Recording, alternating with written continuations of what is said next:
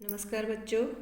आज का जो हमारा अध्याय है वो अध्याय है 3, जिसके हम वस्तुनिष्ठ प्रश्न करेंगे। हमारा जो अध्याय है वो उपभोक्ता के संतुलन पर आधारित है, जिसमें हमने बजट रेखा, कीमत रेखा जिसे कहते हैं, उसके साथ साथ हमने तटस्थ वक्र पढ़ा है। और उसके कीमत रेखा और तटस्थ वक्र जब एक दूसरे को काटते हैं तो वहाँ पर उपभोक्ता संतुलन के बारे में हमने पढ़ा था। तो इसके जब वस्तुनिष्ठ प्रश्न करेंगे तो माइंड में थोड़ा सा ये होना चाहिए कि इस लेसन में क्या क्या था।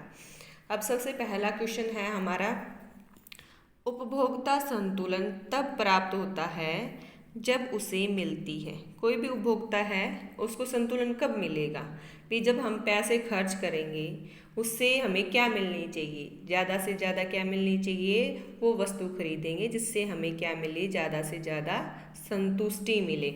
ऑप्शन में यदि संतुष्टि है तो वो हमारा ठीक है। जैसे अधिकतम आय, नहीं, उपभोक्ता को अधिकतम आय से थोड़ी ना मिलेगी संतुलन।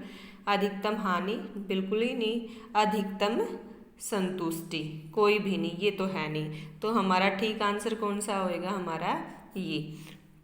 उसके बाद हमारा है बजट रेखा। बजट रेखा को कहा जाता है कीमत रेखा, आय रेखा, लागत रेखा या बजट समूह। इसमें से कौन सा ऑप्शन आएगा? बजट रेखा का दूसरा नाम है कीमत रेखा है। उसके बाद हम पढ़ते हैं उपभोक्ता के संतुलन का बिंदु कौन सा है। तो एक उपभोक्ता है वो कहाँ पर संतुलन होगा? तो देखो उस एम आर एस का यहाँ पर क्या है? Marginal rate of substitute. X और वाई दो वस्तु हैं, कोई भी वस्तु लगा लो, सेब और संतरा थी जैसे उसमें, तो एक्स और वाई दो वस्तु है। वो जब एक दूसरे को हम प्रतिस्थापित करते हैं, एक की जगह दूसरे का प्रयोग करते हैं, तो उनका संतुलन कहाँ पे होगा? जहाँ पर एक्स वस्तु की कीमत और वाई की कीमत के बराबर, अनुपात के बराबर, या उससे अधिक या उससे कम, या इनमें से कोई नहीं। इसमें क्या आएगा? इसमें आंसर हमारा ये आएगा जहाँ पर MRS/XY बराबर है PX और PY। न तो उसकी कीमतों का अनुपात बड़ा होना चाहिए ना कम होना चाहिए, क्या होनी चाहिए? दोनों बराबर। वहाँ पर एक उपभोक्ता के संतुलन बिंदु है। उसके बाद है तटस्थ वक्र, मूल बिंदु की ओर होता है। दो वक्र पढ़े हैं हमने उपभोक्ता के, इसमें तो हम तटस्थ वक्र पढ़ते हैं। दूसरे अध्याय में हम उत्पादन संभावना जो PPC वक्र है, तटस्थ वक्र को अनअधिमान वक्र या IC कर्व भी कहते हैं। IC कर्व या अनअधिमान वक्र भी कहा जाता है। तो इसकी शेप कैसी है? मूल बिंदु की तरफ। तो इसकी शेप का हमने क्या बताया था? नतोदर होती है, उन्तोदर, सीधी रेखा या इनमें से कोई नहीं। ऑप्शन में ऐसे मिलेगा। तो कैसी होती है इसमें? उन्तोदर। कैसी होती है? उन्तोदर, जिसको हम क्या कहते हैं इंग्लिश में? यदि ऑप्शन है तो उसमें क्या होगा? कॉन्वेक्स या उन्तोदर। तो हमारा आंसर क्या आएगा? बी। निम्न में से कौन सा समीकरण गलत है? यदि आपने इसमें अध्याय में जैसे नोट्स बना रखे उसमें मार्जिनल यूटिलिटी का कहीं भी जिक्र नहीं है, तो मार्जिनल यूटिलिटी निकालने का तरीका है, एक बार मैं बता देती हूँ कैसे निकलती है साइड में। जैसे ये है हमारी टोटल यूटिलिटी।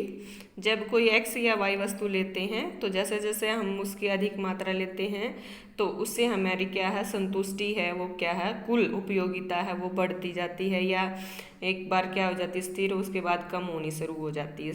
कोई भी चीज़ खाएंगे शुरू में तो हमें मैक्सिमम उससे क्या मिलेगी? संतुष्टि मिलेगी। ये हमारी क्या होती है? Marginal utility. जब भी हम टोटल यूटिलिटी से मार्जिन निकालते हैं तो हमेशा इसका फॉर्मूला क्या होते हैं? इसके 3 फॉर्मूले बताए हैं। या तो हम जो नीचे जैसे ये है, इसमें आगे मान लीजिए हमने पहली खाई थी उससे 20 की, दूसरी खाई हमने उससे कितनी मिली है? 18 की, उसके बाद हमें कितनी मिली है? 14 की। तो हम कैसे निकालेंगे? तो इसमें निकालने का तरीका है, नीचे वाली में से ऊपर वाली क्या हो जाएगी? माइनस होती जाएगी। 18 में से कितने गए? 20, तो कितनी आ गई? 2, और वो भी कैसा? माइनस का, क्योंकि 18 में से है। ऐसे ही इसमें से ये कम करेंगे तो कितने आ गई? माइनस की हमारी 4, क्योंकि छोटी उसमें से ये घटा है तो माइनस का। तो हमेशा क्या होगी? नीचे वाले में से ऊपर वाली क्या हो जाएगी? घट जाएगी। तो इसको क्या बोलती हैं?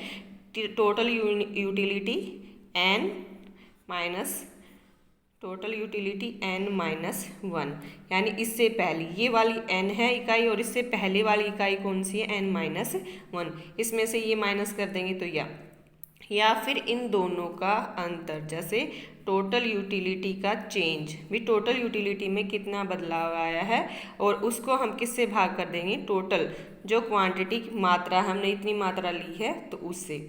या फिर हमारा क्या होता है इसका, इसे हम किस तरह निकाल सकते हैं, जो एरिया होता है ना, ऐसे जो ये मार्जिनल यूटिलिटी का एरिया है इसके नीचे वाला, तो ये सारा कितना आएगा, टोटल यूटिलिटी, यानी हम टोटल MU सिग्मा कर देते हैं हमारी, तो क्या आ जाएगा, टोटल यूटिलिटी आ जाएगी। तो यदि इसमें ऑप्शन में हमें दे रखे हैं marginal utility delta TU upon delta Q, ये भी ठीक है। टोटल यूटिलिटी इसके बाद है सिग्मा MU यानी मार्जिनल यूटिलिटी, ये भी बिल्कुल सही है। यदि हम मार्जिनल यूटिलिटी है उसको जोड़ देते हैं तो किसके बराबर आ जाएगा, उसका टोटल यूटिलिटी के बराबर। Marginal utility equal to total utility upon Q, ये बिल्कुल नहीं आएगा इसमें, क्योंकि हमने क्या है इसमें डेल्टा लेना है, कितना बदलाव, अतिरिक्त इकाई का जब हमने प्रयोग किया है तो उससे हमें कितना प्रभाव पड़ा है उसमें टोटल यूटिलिटी में, तो वो आता है इसमें। तो हमने डेल्टा वाला लेना है, ये वाला नहीं है, ये वाला हमने किया ही है अभी, total utility n minus total utility n-1, ये हमारा आएगा। तो ये ऑप्शन ये सही है। क्वेश्चन हमने ये ध्यान से पढ़ना है, इसमें पूछ क्या रखा है, निम्न में से कौन सा समीकरण गलत है, तो ये ठीक है, ये ठीक है और ये ठीक है, ये ऑप्शन हमारा गलत है। इसका मतलब आंसर हमारा ये है, इसमें बताना है कि ये जो समीकरण है वो क्या है, गलत है। क्वेश्चन ये पूछ रखा है तो आंसर ये आएगा, सी है। इस क्वेश्चन का आंसर क्या है, सी। उसके बाद है 4 सेबों का कुल तुष्टिगण। यदि हमने ये टोटल यूटिलिटी का अभी देखा है, ऐसे निकालना रहा है तो ऐसे ही कह रहा है, जैसे 4 सेब लिए थे उससे हमें कितनी मिली है, 20 की। अब एक और ले लिया एक्स्ट्रा, भी 4 खा लिए, उससे इतनी संतुष्टि मिली है हमें टोटल। उसके बाद 5वां लिया, उससे कुल कितना प्रभाव पड़ा है, 18 यूटिलिटी मिली है हमें टोटल। तो ये पूछ रहा है सीमांत क्या आएगी, तो सीमांत निकालने के लिए क्या करना पड़ेगा, ये 20 थी, ये 18, इसमें से ये घटाएंगे तो -2 आएंगे। इसमें -2 कौन सा है, डी ऑप्शन है। उसके बाद डेल्टा हमेशा आया है, ऊपर भी ये जैसे डेल्टा आया है, तो ये डेल्टा शब्द है किस भाषा से लिया गया शब्द है, ये किस भाषा से, ना फ्रेंच से, ना लैटिन से, ना जर्मनी, किससे है, ये ग्रीक भाषा से। आंसर क्या आएगा, ग्रीक भाषा। सामान्यतः अधिमान वक्र है, जिसको आयसी वक्र भी कहते हैं या तटस्था वक्र कहते हैं, उसका ढलान, उस वक्र का ढाल होता है, कैसा होता है, ऋणात्मक।